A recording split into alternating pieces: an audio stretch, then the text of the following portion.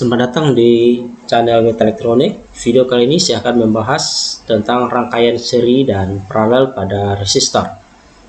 Rangkaian seri dan paralel ini akan dibahas dengan teori juga dengan mencontohkan praktikumnya, apakah betul hasilnya akan sama dari teori dengan praktikum tersebut.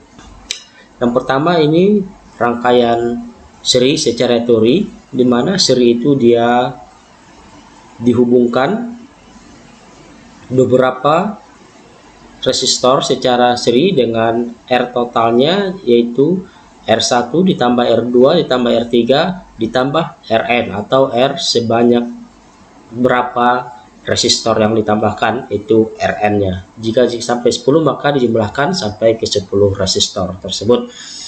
Di sini saya ambil contoh secara teorinya, yaitu jika R1 nya itu saya pakai 1K, R2 nya 820 dan R3 220 ohm, maka R total dari rangkaian seri ini secara teori hasilnya yaitu 1000 ditambah 820 dan ditambah 220, hasilnya yaitu 2040 ohm, atau kita bulatkan di sekitar 2 kilo ohm. Ini secara teori. Akan kita buktikan secara prakteknya di video berikut ini. Ini merupakan contoh dari rangkaian seri. Di sini saya menggunakan seperti yang di teori tadi, yang 1K, kemudian 820 dan 220. Ini sudah saya cirikan dan kita akan buktikan apakah betul teori tersebut bernilai di sekitar 2K.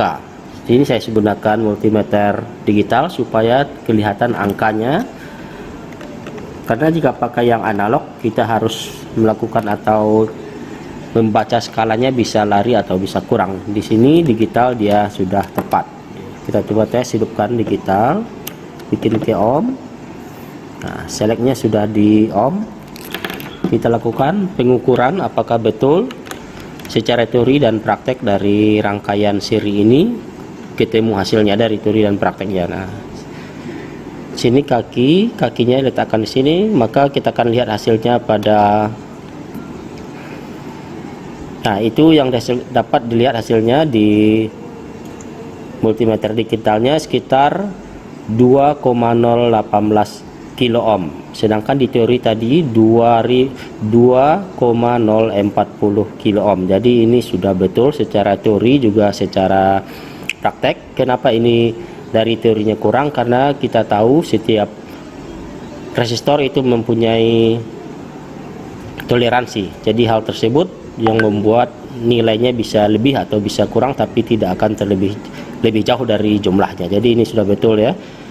Diukur secara seri ketiga komponen ini dia hasilnya sekitar 2 kilo ohm.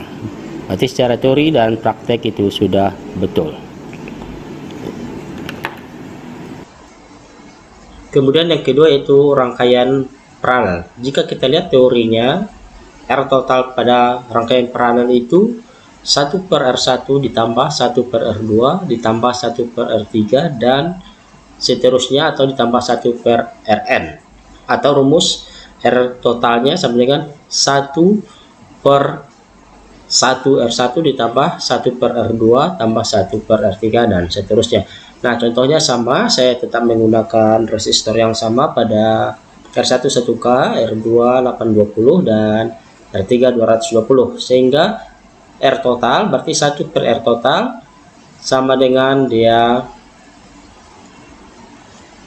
1 per R1 tambah 1 per R2 tambah 1 per R3, hasilnya 1 per 1000 tambah 1 per 820 tambah 1 per 220, berarti R totalnya sama dengan 1 dibagi 0,001 ditambah 0,0012 tambah 0,0045, hasilnya yaitu 1 per 0,0067 sama dengan 149,2 ohm. Jadi jika ketiga resistor ini diparalelkan maka hasilnya dia menjadi 149,2 ohm, dan ini kita buktikan pada praktikum ya.